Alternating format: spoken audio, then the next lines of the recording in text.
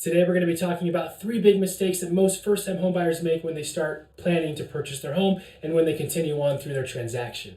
So the first mistake that most first-time homebuyers make when they get ready to buy a property is they start shopping before they're ready. So right now it's 2023. I'm a millennial and I grew up with technology at my fingertips. You have Instagram, you have TikTok, you have Pinterest. Basically, people like me grew up without a sense of delayed gratification. So I could just scroll down my phone, look for something I like, give it a thumbs up, give it a like, and just be fed happiness through that means. Well, the same is starting to be done in real estate. I understand that's one of the reasons we get into real estate in the first place is you gotta love housing. But when you take things too far and you rush through the planning process and just try to get into a house as fast as you can, that's when you're skipping steps. Speaking of steps, I made a video about the first 3 steps that you should be doing before you begin house shopping. You can find the link in my description below. Click on that link, watch that video, come back. This will make a lot more sense.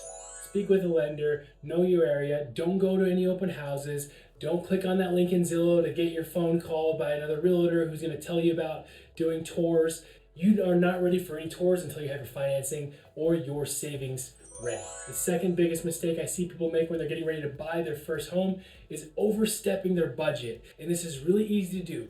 Let me explain. So let's say you've been shopping for a house for a while, and then all of a sudden you see another fantastic shiny house that just popped up on the market, but it's listed for $30,000 more than you're qualified for. So naturally you start scrolling through this house and then you notice it's got a lot of other cool amenities that you didn't even think about that you would want in your future home. This, as you can probably see, is a very slippery slope. Next thing you know, you give your realtor a call. Hey, I'd like to up my search criteria if possible. I think I can qualify for a little bit more. Okay, great, a little bit more. How much are we thinking? And did you talk to the lender already? Yeah. Don't worry about that. I got it all figured out. I know my finances.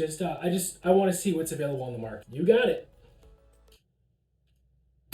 Don't do this. It is dangerous. It is going to make you house broke. Stay within your budget. You can't just assume that you'll qualify for more without speaking with a lender first. Also, you should probably know that if you're going to take gift funds from family or friends, your lender needs to know about this too because it might affect how your loan plays out. And before I give you the third biggest mistake that home buyers make when they're shopping for their first home, I want to say thank you for watching this video. If you like this comment, please consider giving it a thumbs up. That gives the algorithm the thumbs up to show this video to more people and it might help others, so that's great too. Also, if you have a moment and if you like this type of content, think about subscribing. I'd love to share more videos with you. I have a lot of them and there's a lot more coming. Leave a comment below with any questions you have and maybe I'll make a video on that next. And mistake number 3, this is kind of a big deal. Actually, it's a huge deal and I am particular to this item because I have to deal with the repercussions of this in a real estate transaction.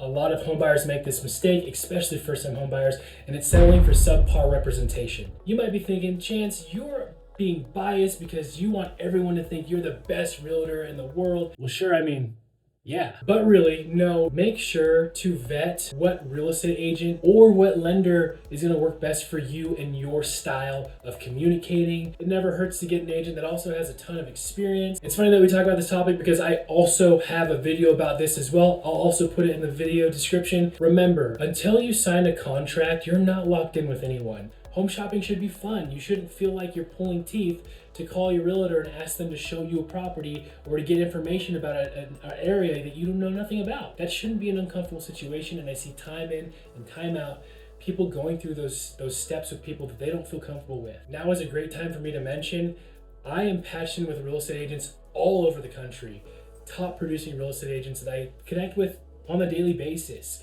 So if you're planning on shopping in a region that I don't serve, still you can reach out and ask for a recommendation. I can always call around and get somebody to connect with you. It's just what we do in this industry. So those are the 3 biggest mistakes that I see first-time homebuyers make on a day-to-day basis. Try to avoid making those mistakes if you plan on buying your first home in the near future. Maybe you've already purchased a home and you were a first-time homebuyer at one time. When you were first buying a home, did you make a mistake? Put it in the comments. I would love to hear the bloopers that everyone has made in the past. I know I've made my fair share of them when I was a new agent. With that said, my name is Chance Jackson, your Central Oregon real estate professional. Make sure to subscribe and like, and we'll see you in the next one.